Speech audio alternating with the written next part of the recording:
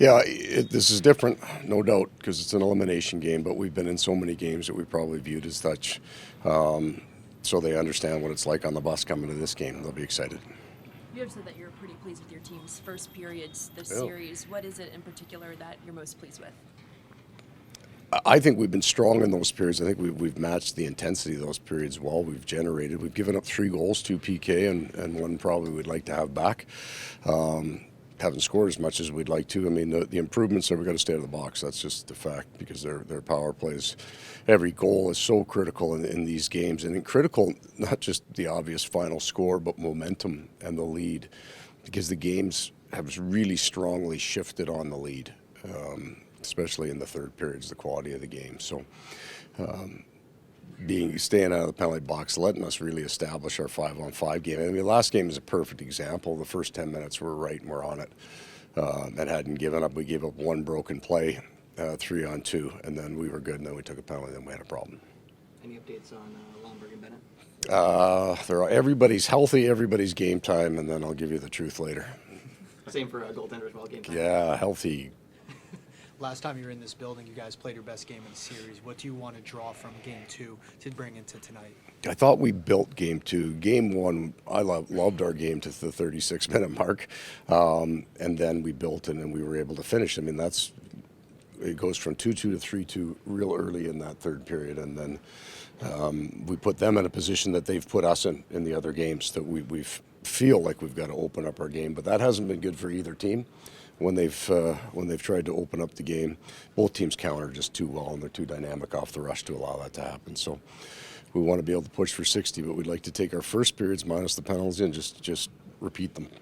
The guys have said that as well. Obviously, staying out of the box is key. How tough is that when you want kind of the ultimate intensity, but also to be responsible? Yeah, I think there are in playoff hockey there are lots of hits that maybe would be called in regular season. There's lots of confrontation. There's lots of battles. So none of that has to be curtailed. They're letting most of that go. In our series anyway, it looks differently than really the other series that we watch. But there's the obvious ones, especially the stick infractions that we just can't have. When you look at your team and the best moments you had so far in this series, what did your team look like in these moments, and how confident are you that you can create that consistently? I would say the same as theirs. Played as 5, moved as 5, and moved real fast. Right? First option plays as direct as you can possibly make them.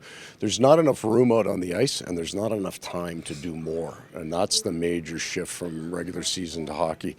It's the physicality, but really it's the time and space because it's a full sprint up and down the ice. Right? There's no lazy back checks in playoffs, so understanding that there's no time and space out there, so you got to make your first decision as fast as you possibly can.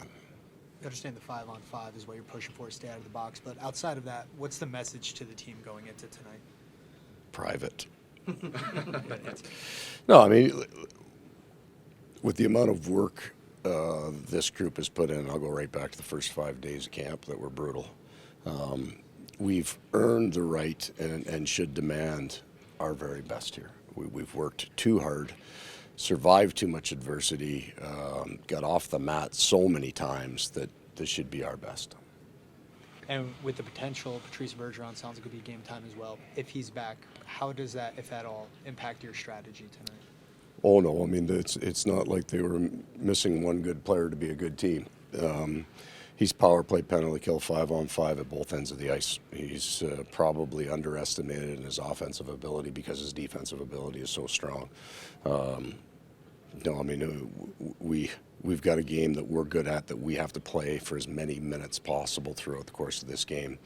Their lineup will get deeper, but how much depth do you need? We can only dress 20. With Ekblad and Duclair Black, what do they specifically bring to this? Well, I thought we missed Aaron so much on the penalty kill, especially because where we had been good early and we weren't last game was off the rush, defending the rush. And he just, his range, you know, the stick, his ability to hold the line, but you saw it on basically 2 rush power play goals in a lot of ways. And we missed him there for sure.